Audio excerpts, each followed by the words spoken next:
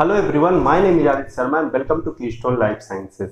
Previous lecture में हम लोगों ने लिपिड एग्रीगेट्स के बारे में स्टडी किया। हमने आपको बताया कि एक्वस एनवायरनमेंट में प्लेस करने पे जो मेम्ब्रेन लिपिड्स होती हैं वो कैसे डिफरेंट टाइप के स्ट्रक्चर्स बनाती हैं। अगर आपने उस लेक्चर को नहीं देखा है तो आप उस लेक्चर को देखिए, वहां से लिपिड एग्रीगेट्स के बारे में आपके सारे कॉन्सेप्ट्स क्लियर हो जाएंगे। इस लेक्चर में हम लोग प्लाज्मा मेम्ब्रेन की एक प्रॉपर्टी के बारे में स्टडी करेंगे। मैंने आपको फर्स्ट लेक्चर में बताया था कि जो प्लाज्मा मेम्ब्रेन्स होती हैं वो डायनेमिक नेचर की होती हैं। तो आज हम लोग प्लाज्मा मेम्ब्रेन के उसी डायनेमिक नेचर के बारे में स्टडी करेंगे। ठीक है, तो सबसे पहले हम लोग बात कर लेते हैं कि डायनेमिक नेचर हम किसे बोलेंगे। ठीक, अगर हम बात करें नेचर में कितने तरह के सिस्टम्स पाए जाते हैं डायनेमिक्स के अकॉर्डिंग, तो नेचर में दो तरह के सिस्टम्स पाए जाते हैं। एक को हम लोग कहते हैं स्टैटिक सिस्टम और दूसरे को हम लोग कहते हैं डायनेमिक सिस्टम।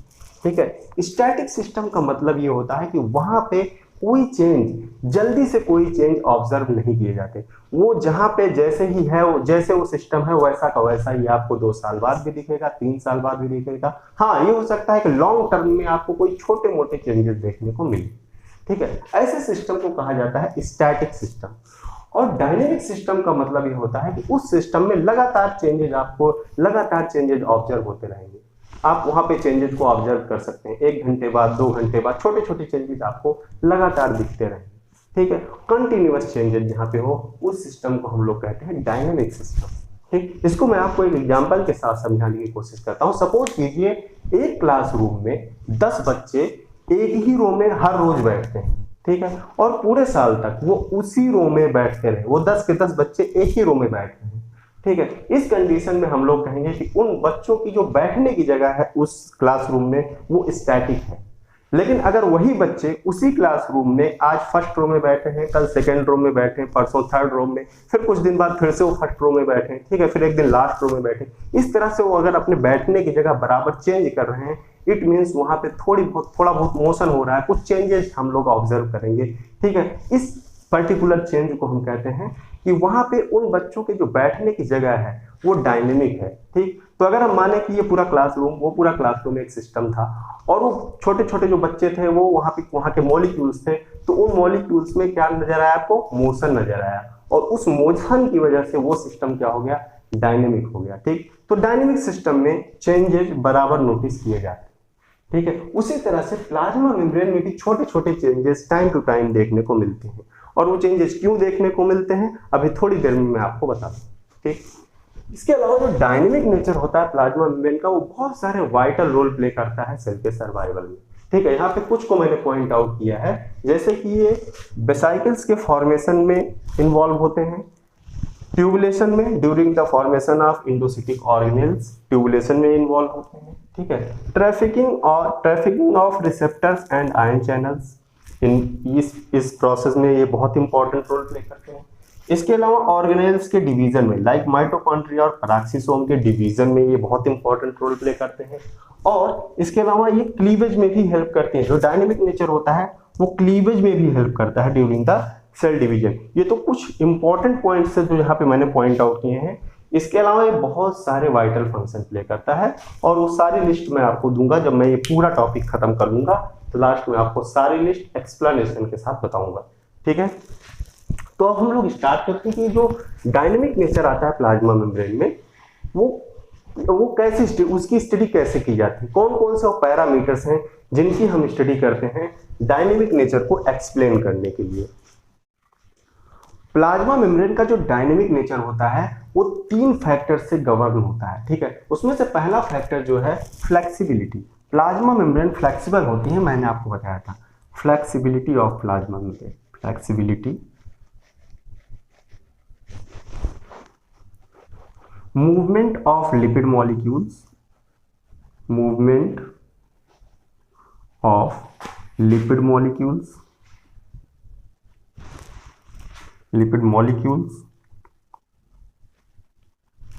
और थर्ड है मेम्ब्रेन फ्लूइडिटी या फिर बाइलेयर फ्लूइडिटी, मेम्ब्रेन फ्लूइडिटी। इन तीनों फैक्टर्स की वजह से मेम्ब्रेन में डायनेमिक नेचर होता है।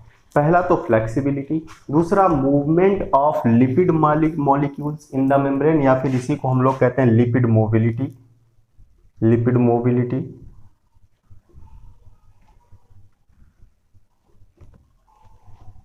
और तीसरा होता है मेम्ब्रेन फ्लूइडिटी। इन्हीं तीनों फैक्टर्स की वजह से जो प्लाज्मा मेम्ब्रेन होती है वो डायनेमिक नेचर की होती है। ठीक है, तो अब हम वन बाय वन इन सब की स्टडी करते हैं। फ्लेक्सिबिलिटी क्या होती है, फ्लेक्सिबिलिटी आती कैसे है, ये लिपिड का मूवमेंट होता है, कितने तरह के मूवमेंट वहाँ पे पॉसिबल हैं, और मेम्ब्रेन फ्लूइडिटी। ये तीनों के तीनों टॉपिक बहुत ही इंपॉर्टेंट है, खास करके ये दोनों टॉपिक्स बहुत ज़्यादा इंपॉर्टेंट हैं मेम्ब्रेन बायोलॉजी में। ठीक है, अब यहाँ से इंपॉर्टेंट टॉपिक शुरू होते हैं जहाँ से क्वेश्चंस पूछे जाते हैं। ठीक है, तो बहुत ध्यान से इन सारे टॉपिक्स की स्टडी हम लोग करेंगे। ठीक, तो सबसे पहले हम लोग बात करते हैं फ्लेक्सिबिलिटी की।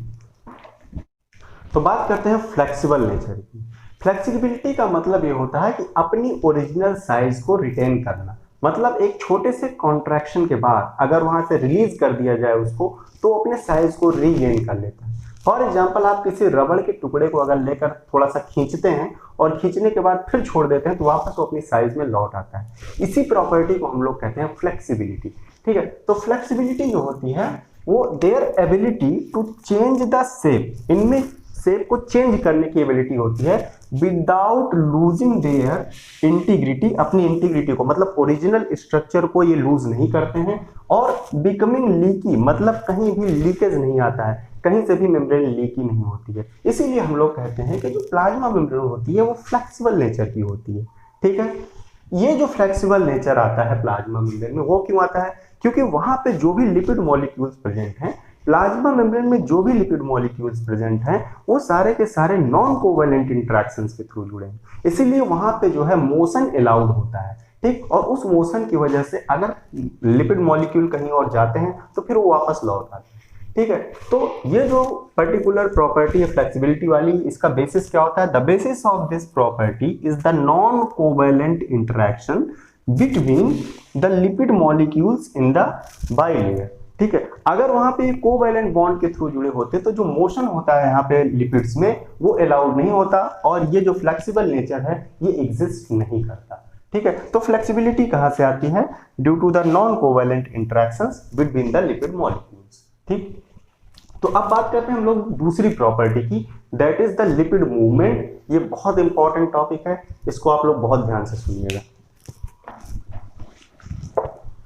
तो बात करते हैं लिपिड मोबिलिटी की, मतलब लिपिड के मूवमेंट की। ठीक है, तो उसको बताने से पहले मैं आपको थोड़ा सा रिकॉल करा दूं अपना लास्ट लेक्चर। मैंने आपको बताया था कि जो प्लाज्मा मेम्ब्रेन होती है उसके आउटर सरफेस पे और इनर सरफेस पे, मतलब एक्सोप्लाज्मिक रीजन में और साइटोप्लाज्मिक रीजन में जो एनवायरनमेंट होता है वो एक्वस होता है, मतलब वहां पे वाटर प्रेजेंट होता है। ठीक, मैंने आपको समझाने के लिए यहाँ पे छोटी सी मेम्ब्रेन बना भी लिया है। यहाँ पे ये देखिए इसका साइटोप्लाज्मिक पोर्शन है, यहाँ पे भी एक्वस एनवायरनमेंट है, वाटर है, और यहाँ पे भी एक्वस एनवायरनमेंट है, ये ईसीएम का वाला पोर्शन है। ठीक है, तो मैंने आपको बताया था कि जो पोलर हेड ग्रुप होता है फास्फोलिपिड का वो वाटर के साथ हाइड्रोजन बॉन्ड के थ्रू इंटरेक्टेड रहता है। उसी तरह से साइटोसोलिक रीजन में भी सिमिलरली जो पोलर हेड ग्रुप होता है वो वाटर मॉलिक्यूल्स के साथ हाइड्रोजन बॉन्ड के थ्रू इंटरेक्ट किए रहता है। ठीक, इसका मतलब ये हुआ कि ये जो लिपिड मॉलिक्यूल्स हैं ये प्लाज्मा मेम्ब्रेन को एस्केप नहीं कर सकते, मतलब इससे बाहर तो नहीं निकल सकते। क्यों नहीं निकल सकते, क्योंकि यहाँ पे जो पोलर हेड ग्रुप है वाटर के साथ इंटरेक्टेड है, लेकिन बाई चांस अगर ये निकल भी जाए तो ये जो टेल वाला रीजन है हाइड्रोफोबिक है, जो कि वाटर को रिपेल करता है, जिसकी वजह से थर्मोडायनेमिकली अनफेवरेबल है। ठीक है, इस वजह से ये जो लिपिड मॉलिक्यूल्स हैं ये बाई लेयर से बाहर तो नहीं जा सकते। ठीक, लेकिन ये बाई लेयर के अंदर में रह के ही डिफरेंट टाइप के मूवमेंट शो कर सकते हैं। ठीक है, वो कौन कौन से मूवमेंट है अब हम उनके बारे में बात करते हैं। ठीक है, तो जो फर्स्ट टाइप का मूवमेंट है उसको हम लोग बोलते हैं फ्लेक्शन मूवमेंट। फ्लेक्शन मूवमेंट, ठीक, फ्लेक्शन मूवमेंट का मतलब होता है bending of individual lipid molecule, bending movement. This is also called as bending movement, bending movement. ठीक, तो बेंडिंग मूवमेंट में होता क्या है कि जैसे एक मॉलिक्यूल है उसमें डिफरेंट एक ही मॉलिक्यूल के अंदर डिफरेंट एटम्स लगे हुए हैं, वो एटम्स क्या करते हैं, जो बॉन्ड बनाए हुए उस बॉन्ड के बीच में बेंडिंग होती है, मतलब उस बॉन्ड के बीच का जो एंगल होता है वो डिक्रीज होता है। बेंडिंग मूवमेंट में एंगल हमेशा डिक्रीज होता है। ठीक है, तो बेंडिंग मूवमेंट कैसे होता है, यहाँ पे लिपिड बाइलेयर के केस में यहाँ पे जो इंडिविजुअल हाइड्रोफोबिक टेल्स हैं ये वो बेंडिंग मूवमेंट शो करती हैं। किस तरह से शो करती हैं, कुछ इस तरह का मूवमेंट होता है। ठीक, मतलब ये वाली जो हाइड्रोफोबिक टेल है ये अपोजिट डायरेक्शन में भागती कुछ इस तरह से। ये मान लीजिए फर्स्ट रीजन था और इस तरह का मूवमेंट अगर होता है तो थोड़े टाइम के बाद ये कुछ इस तरह से दिखती है। ठीक है, तो इस तरह का मूवमेंट ये इंडिविजुअल लिपिड मॉलिक्यूल शो करते हैं, जिसको हम लोग कहते हैं बेंडिंग मूवमेंट या फिर फ्लेक्शन मूवमेंट। ठीक है, तो ये फर्स्ट टाइप का मूवमेंट है। ठीक है, दूसरा जो मूवमेंट होता है उसको हम लोग बोलते हैं रोटेशनल मूवमेंट।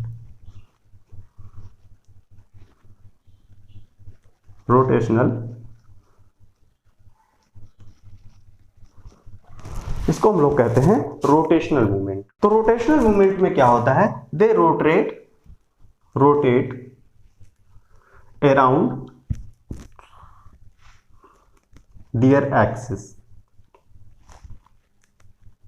अपने एक्सिस के अराउंड ये रोटेशन शो करती हैं अबाउट 500 रिवोल्यूशन पर सेकेंड। बहुत ही फास्ट होता है, 500 रेवोल्यूशन पर सेकेंड की स्पीड से ये अपने एक्सिस के अराउंड, ये मान लीजिए एक इंडिविजुअल लिपिड मॉलिक्यूल है, इस लिपिड मॉलिक्यूल का ये एक्सिस है तो ये कुछ इस तरह का रोटेशन शो करती है। ठीक है, इसको मैं यहाँ पे बनाता हूँ।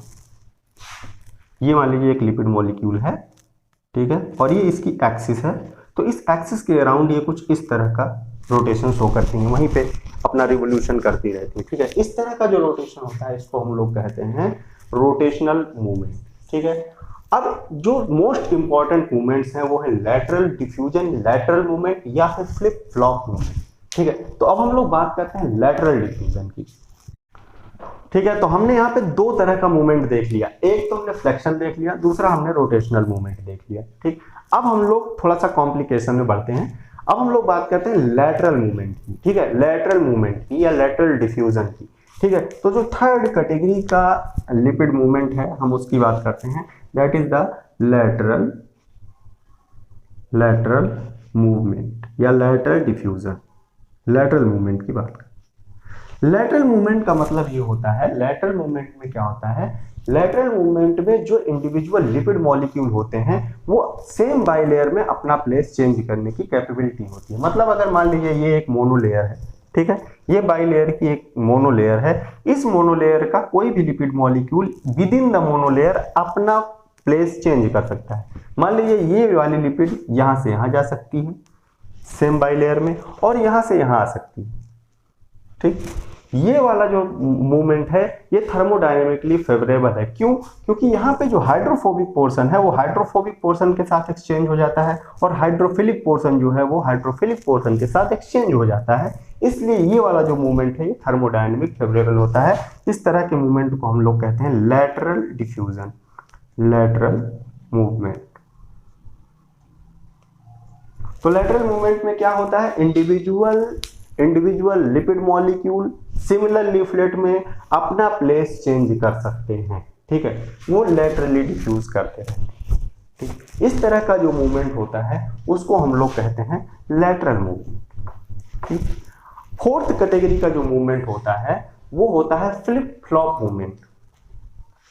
फोर्थ कैटेगरी का जो मूवमेंट होता है वो होता है फ्लिप फ्लॉप मूवमेंट, या इसी को कहा जाता है ट्रांसवर्स मूवमेंट।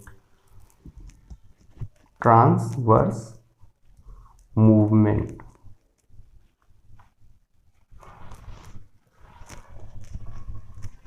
Transverse movement.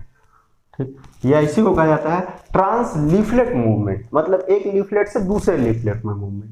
अब देखिए इस फ्लिप फ्लॉप मूवमेंट में क्या होता है, एक जो लिपिड मॉलिक्यूल होता है वो एक लीफलेट से निकलकर दूसरे लीफलेट में मूव करता है। ठीक है, मान लीजिए आउटर मोनोलेयर से निकल के इनर मोनोलेयर में, या फिर इनर मोनोलेयर से निकल करके आउटर मोनोलेयर में। इस तरह का जो मूवमेंट होता है उसको हम लोग बोलते हैं flip flop movement, flip flop movement.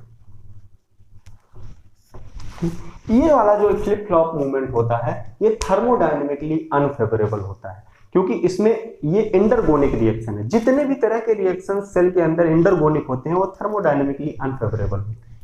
ठीक है, अब ये थर्मोडायनेमिकली अनफेवरेबल क्यों है?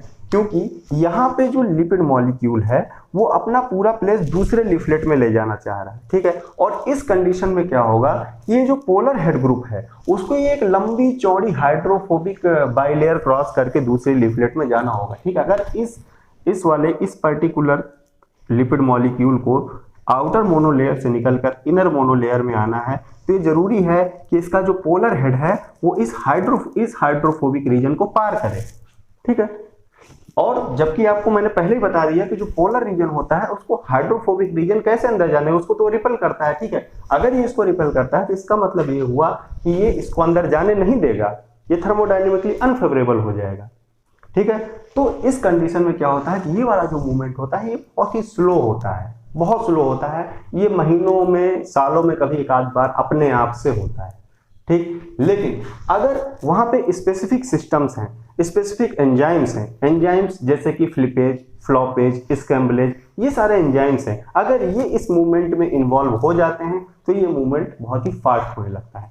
और ये बहुत ही इंपॉर्टेंट मूवमेंट है। इसका रोल मैं आपको बताऊंगा जब मैं 2 लेक्चर के बाद प्लाज्मा मेम्ब्रेन की असेंबली आपको बताऊंगा, तो वहां पे ये फ्लिप फ्लॉप मूवमेंट बहुत इंपॉर्टेंट रोल प्ले करता है, ठीक है।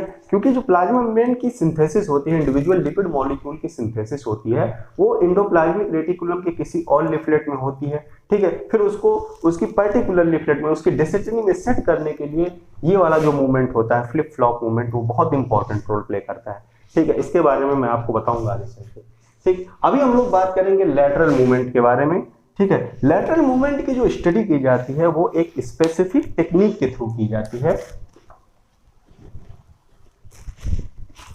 जिसको हम लोग बोलते हैं फ्रैप। लैटरल मूवमेंट की स्टडी की जाती है फ्रैप टेक्निक के थ्रू। इसका फुल फॉर्म होता है fluorescence recovery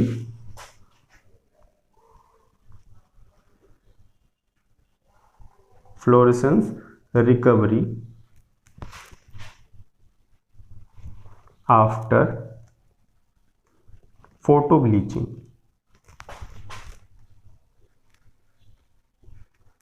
fluorescence recovery after photo bleaching. इस टेक्निक के थ्रू हम लोग लैटरल डिफ्यूजन की स्टडी करते हैं, ठीक है।